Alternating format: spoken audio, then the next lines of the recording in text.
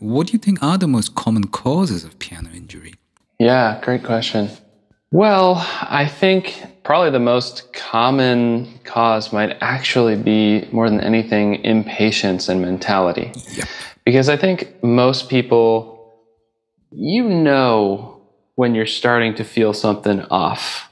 Mm-hmm. And usually the injury, it's not like you're running and tear a muscle or you fall and twist your ankle. It's like usually these injuries with music are things that develop over time.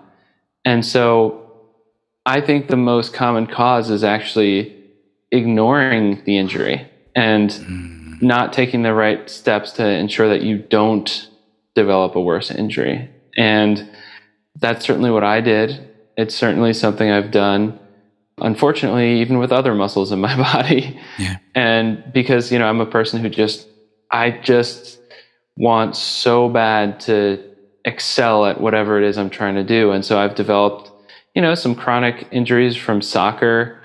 Oh, you're a soccer player. Nice. Yeah, I played in college. It was great. It was really fun, but I got a little too obsessed and I didn't take my injuries seriously enough. So I developed some more chronic injuries to add to the list. But, that's the thing. If you start feeling some kind of injury, that's the moment to immediately assess, what can I do here to prevent this from happening? Don't wait until there's actual pain. If you have to take a couple days off, take a couple days off, because I promise you right now, to whoever's listening, I promise you, as much as you might feel like you need to practice or you don't want to take a couple days off or whatever, you will regret 30 times more not taking those 2 days off, because those 2 days could literally be the difference between a year of chronic injury or no chronic injury. Beyond that, everything else that we talked about is really important, posture, core and upper body strength. And then the other thing is, don't ever forget the value of mental practice. That's something I like to talk about a lot.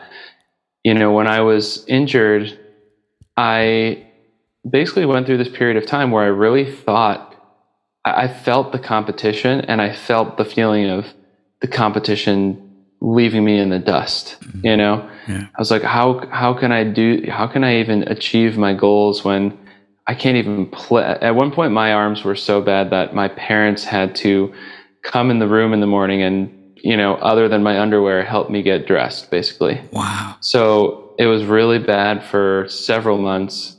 So bad that it was at that level. And so I was really, I was down and I was wondering how I was going to ever just get where I wanted to be. And what I realized, which was kind of another one of those wow moments for me, was maybe a year later when I was able to kind of start playing again, I realized, despite the fact that maybe the pure physicality of my technique, like endurance, for example, had not improved and had maybe, gotten worse.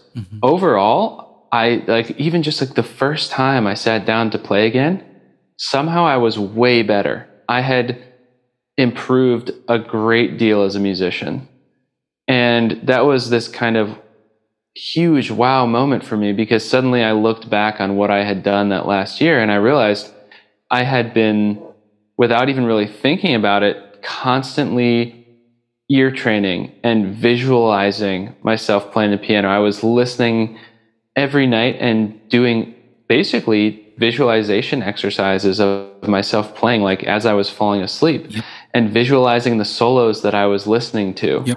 And so when I sat down to play a year later, even though I had barely actually played, I was a much, much better pianist. And in fact, I sometimes seriously think that year of not playing helped me get ahead of the competition, not vice versa. Yep, I'm totally. Because at the end of the day, the brain is the most important piece of the puzzle. So true. And, there have been various times where I've dealt with injury. I don't always publicize it, but there have been various times where I've dealt with long bouts of injury because of my condition, I believe. And I have lost endurance, certainly.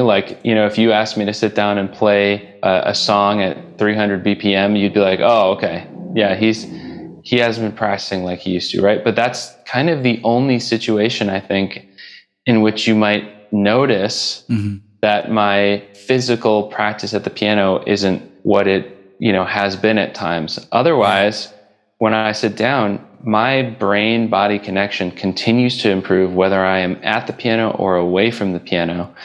And so my ears hear new things, my visualization shows me new things, so I can learn new licks and hear new polychords moving against each other, new dissonance formulas on the piano.